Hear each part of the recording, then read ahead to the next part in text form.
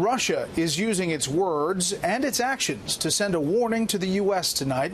Moscow has sent a warship to Cuba and says the U.S. weapons buildup in Europe could spark a repeat of one of the most dangerous conflicts of the Cold War. National security correspondent Jennifer Griffin has the story tonight from the Pentagon.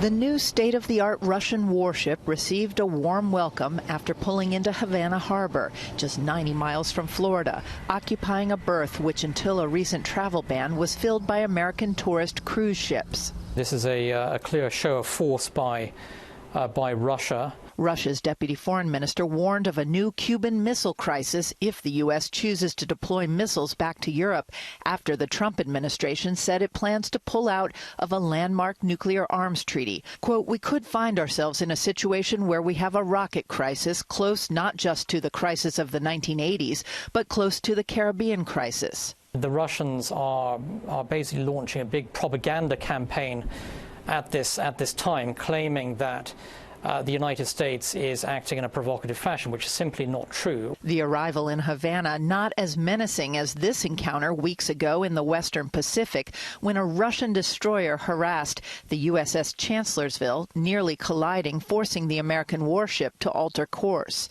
Earlier this month, Moscow says one of its fighter jets intercepted a U.S. B-52 bomber in the Black Sea, one of many increasingly aggressive encounters between the two Cold War foes. Back in Havana, the arrival of the Admiral Gorshkov, a new class of Russian frigate armed with cruise missiles, signals Russia's intention to project power. Russia's show and tell comes in the wake of a 10,000 NATO troop month-long war game exercise on Russia's doorstep in the Baltic Sea involving 50 Allied warships, and as the Pentagon announced plans to add new low-yield nuclear weapons to ballistic missile submarines, a response to Russia's threat to use limited nuclear weapons on the battlefield.